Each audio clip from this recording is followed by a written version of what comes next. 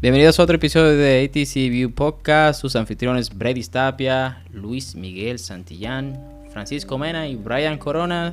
El día de hoy estaremos hablando sobre espacio aéreo y su clasificación. En el episodio anterior mencionábamos lo que era el espacio aéreo del país y queremos entrar un poco más a fondo en ese particular tema del espacio aéreo y poder explicarle lo más sencillo que podamos todo eso que conlleva el espacio aéreo. Bienvenido, Fran, nuevamente.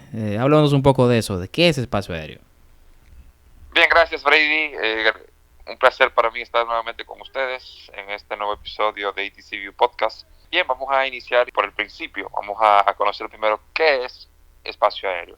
Igual como lo hicimos la otra vez, espacio aéreo no es más que una porción de la atmósfera terrestre, tanto ya sea sobre tierra o sobre agua, que se regula por un país en particular. Es decir, los países regulan sus espacios aéreos en base a lo que es legislación internacional, la noción que se tiene sobre lo que es espacio aéreo soberano, es decir, que pertenece a un país, por lo que la legislación internacional es 22 kilómetros desde la línea de la costa hacia el mar. En cuanto a los límites superiores, no hay una definición como tal. Es decir, hay demasiadas teorías o implementaciones de lo cuales son los límites superiores, si no hay un acuerdo. Hay rangos desde los 30 kilómetros hasta los 100 kilómetros, como es la Federación Aeronáutica Internacional, que toma como referencia lo que es la línea del Kármán, que es a unos 100 kilómetros. Sin embargo, Estados Unidos dice, por ejemplo, que cualquier cosa que vuele por encima de los 50 kilómetros de su país es un astronauta, es decir, ya no pertenece a su espacio aéreo, ya no está interrumpiendo su espacio aéreo.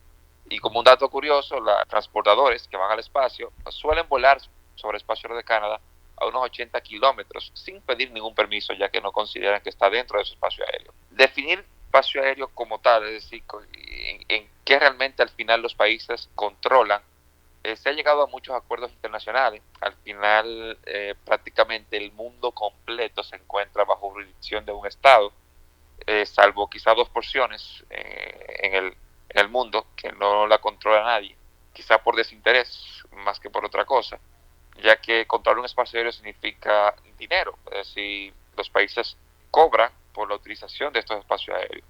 Y es por eso, por ejemplo, que Estados Unidos posee prácticamente todo lo que es el Pacífico y gran parte del Océano Atlántico. Para más o menos medir el espacio aéreo dominicano, podemos tomar como referencia las Américas, es decir, hay Punta Caucedo, y tendríamos que hacia el norte se extendería unos 168 kilómetros el espacio aéreo dominicano, hacia el sur serían unos 270 kilómetros, hacia el este unos 83 kilómetros y hacia el oeste 314 kilómetros. Hacia el norte tenemos como espacio aéreo, o sea, que coincidimos con Miami, hacia el este con Puerto Rico, hacia el sur con Curazao y hacia el oeste con el espacio aéreo de Puerto Príncipe, que pertenece a Haití. Existen varias formas de uno dividir el espacio aéreo, de clasificarlo. Una de las formas es que existen espacios aéreos controlados, no controlados, de uso especial u otros. La OASI, atendiendo a esto, clasifica en 7, que va desde la A hasta la G. Más adelante mi compañero Luis Miguel le explicará un poco más sobre esto.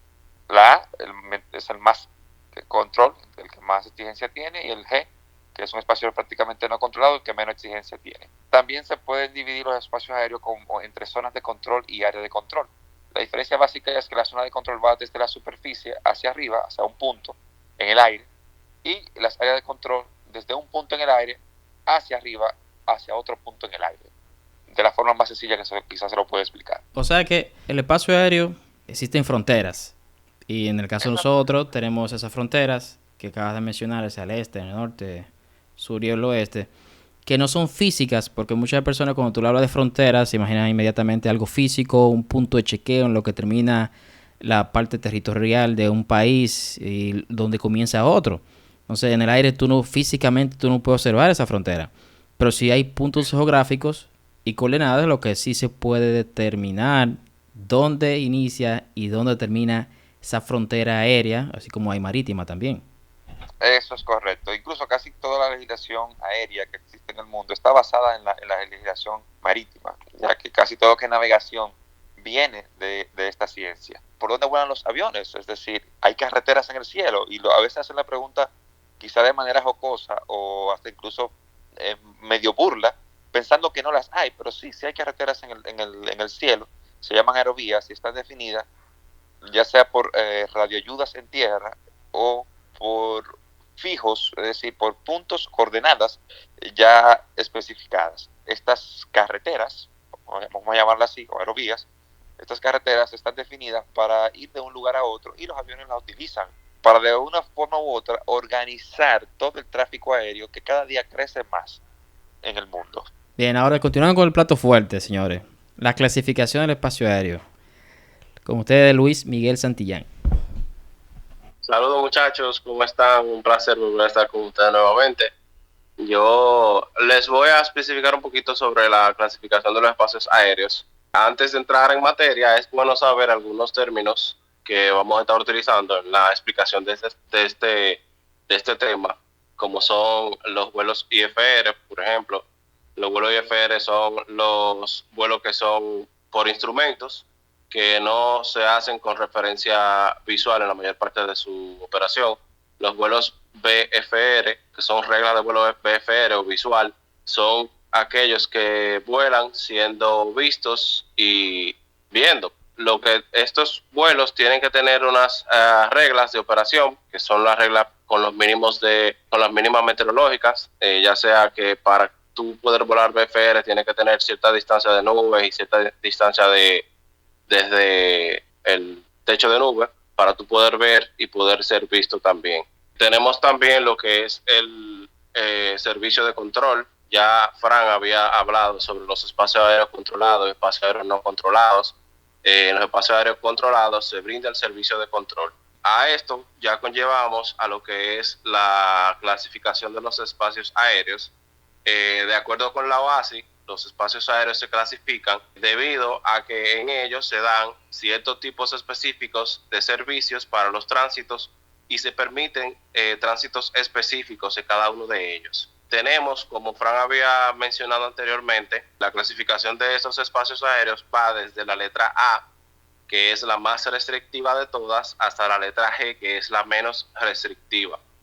Entonces, dentro de ellos, yo les voy a especificar los tres tipos de espacio aéreo que se utilizan acá en la República Dominicana, que son el clase A, el clase D y el clase G. Entonces, dentro del clase A es un espacio aéreo que solamente se permiten vuelos IFR, o sea, vuelos instrumentos, y se proporciona servicio de control de tránsito aéreo a los mismos. O sea, esos vuelos en ese espacio aéreo están separados y están controlados.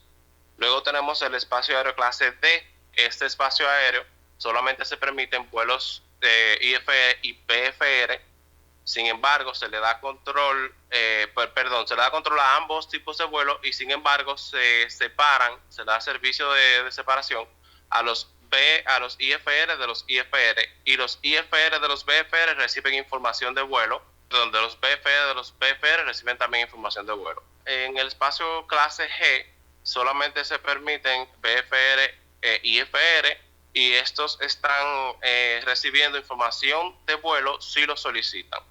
Ahora, ustedes se preguntarán cuáles son los lugares donde podemos encontrar este tipo de clase de espacio aéreo. En República Dominicana tenemos la clase A o clase alfa, que va desde los 19.500 pies hacia nivel de vuelo 600. Como habíamos dicho anteriormente, solamente se permiten vuelos IFR. La clase D está desde los 14.000 pies hasta nivel 195 o 19.500 pies, y en los TMA y los CTR. Un TMA es una zona de control terminal, como aquí se le conoce como aproximación. En el caso tenemos aproximación Cibao, aproximación Las Américas, aproximación Punta Cana. Y los CTR es una zona de control, que son zona de restricción de las torres de control. Cada torre de control que tiene vuelos internacionales acá en República Dominicana tiene su zona de control.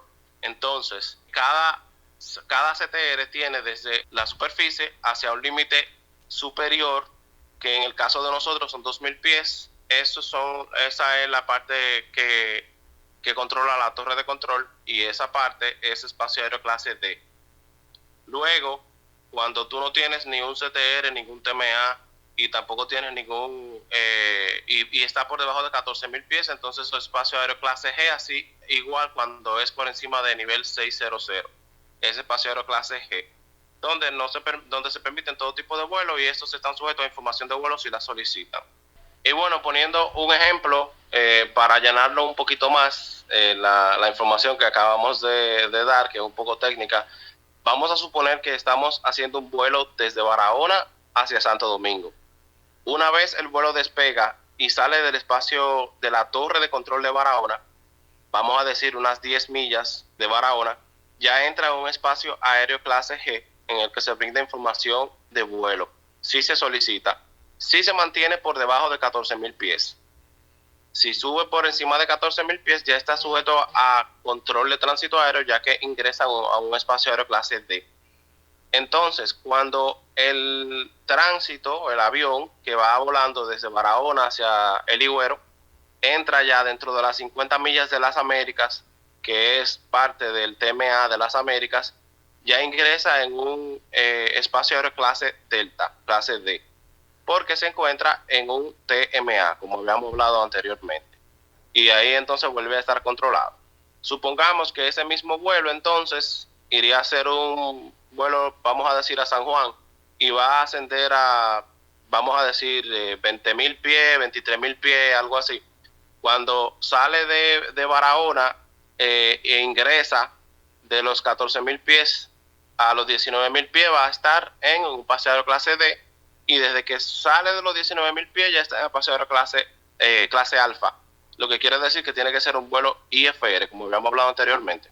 Bien, entonces, para aclarar un poco a nuestra audiencia sobre el paseo de clase Delta, que es donde nosotros nos suscribimos y estamos legalmente en la responsabilidad cuando estamos en la torre de control de velar, no estamos en la obligación de separar un vuelo VFR de un IFR. Más los IFR sí tienen que mantener servicio de control y separación. O sea, cuando uno habla de separación es que yo no puedo dejar que esos aviones se junten por unas mínimas indicadas, ya sea de altitud, de distancia en ellos, lateral, horizontal, todo eso.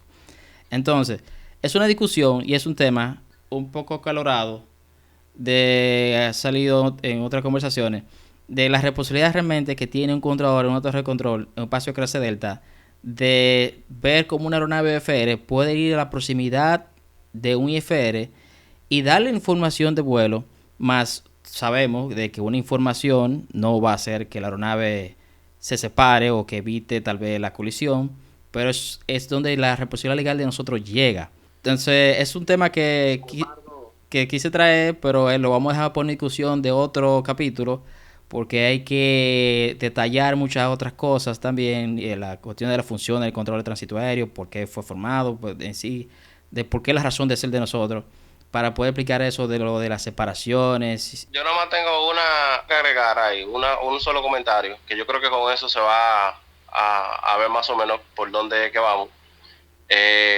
Independientemente de que estemos en espacio aéreo clase Delta, y eso lo discutimos una vez Frank y yo, una de las funciones del controlador es evitar colisiones. Si con la información de tránsito no es suficiente, entonces uno, como controlador, aunque esté en espacio aéreo clase Delta, debe evitar la colisión entre cualquiera de lado. Yo siempre he dicho, no estás separando, estás evitando una colisión. Exactamente. Pero bien, vamos a discutir eso más a fondo. Es un tema que vamos a hablar de un episodio de separaciones. Okay. Bueno, aportando a lo que nos estaba diciendo nuestro colega Luis Miguel aquí, buenas tardes a todos, que no ha hablado nada. En las cosas que voy a estar aportando, primero tenemos que saber dos cositas, dos términos. ¿Qué es un transponder o transpondedor y qué es un modo C o modo Charlie? Bien, un transpondedor o transponder simplemente es un dispositivo que por sus palabras significa transmitir y responder. Es un aparato que utilizan los aviones para que el controlador que esté en el radar pueda ubicarnos en qué posición estamos exactamente. Del transpondedor que permite emitir la señal de que para que el radar perciba a qué altura vamos y qué velocidad también. Ya dicho estos dos términos, vamos a explicarlo en llano, en la vida real, ¿no? Para tú poder estar en los espacios aéreos controlados, todos requieren que por lo menos tengas el transponder en modo on, que es para transmitir simplemente la ubicación del avión. En otros espacios aéreos, como lo es el Alfa, el Charlie, el Bravo y el Delta, el transpondedor tiene que tener un modo Charlie, que el modo Charlie pues, les va a poder decir a qué altura, velocidad y ubicación está la aeronave. Esto es lo que se requiere a la aeronave, pero al piloto también hay algunos requerimientos.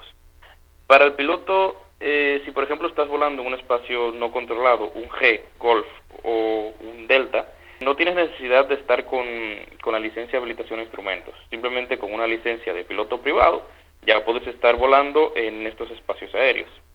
Pero ¿qué pasa? La cosa se complica un poco en los espacios aéreos clase Bravo o B, que no los tenemos actualmente en el país. Estos espacios aéreos son simplemente más concurridos y tienen muchísimos más procedimientos que los normales, que el Delta y el Charlie, por así decirlo. Entonces ya en esto es bueno que el piloto tenga una habilitación en instrumentos para que se sepa todos los procedimientos los cuales pueden ayudar a contribuir en el flujo del tráfico del aeropuerto. También se le requiere como necesario en un espacio aéreo clase A o alfa que el piloto tenga una una habilitación en instrumentos para poder estar a esa altura prácticamente, porque ¿qué va a buscar un tráfico visual a 18.000 pies? Eso sería un poco raro, ¿no? Y nada, los requerimientos de los pilotos básicamente son, para volar en la mayoría de los espacios aéreos, una licencia de piloto privado y el avión que tenga por lo menos un transponder que emita señales tipo Charlie, altura, velocidad y ubicación. Eso sería todo mi comentario.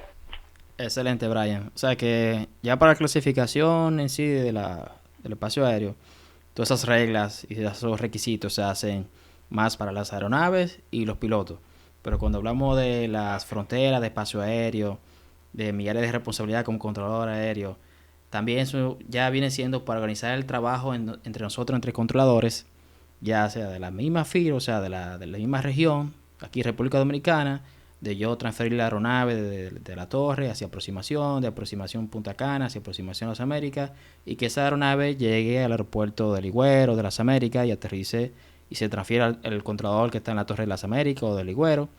Y cuando sale entonces fuera de nuestra área de responsabilidad como República Dominicana, como país, entonces hay otro controlador en la frontera, por así decirlo, con San Juan, donde el piloto entonces se transfiere la comunicación y ahí entra la responsabilidad del manejo de esa aeronave de otro controlador ahora, la área de responsabilidad del espacio de San Juan, de Puerto Rico. Así pasa en las demás áreas, ya sea Miami, al norte, al sur, con Curazao, al oeste con Puerto Príncipe.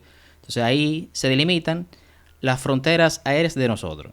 O sea, para que ya tengan la idea global del tema del espacio aéreo, de eso que se trata, de las fronteras aéreas designadas por puntos geográficos que se pueden encontrar mediante coordenadas, y la clasificación ya conlleva lo que cada estado quiso asumir de ese convenio con la OASI, de qué sirve para ellos, qué clasificación realmente es que ellos necesitan, si la Alfa, la Bravo, la Charlie. A nosotros sirvió y como estado decidimos, Alfa, Delta y Golf. Se adecua perfectamente, ha servido así y continuará así por muchos años más. Cada estado decide cuáles son los espacios aéreos, la clasificación de dichos espacios aéreos que ellos optarán por la mejor eficiencia en sus espacios aéreos, de acuerdo a la cantidad de tránsito que manejen esos espacios aéreos, la cantidad de staff que ellos tengan para poner en esos espacios aéreos.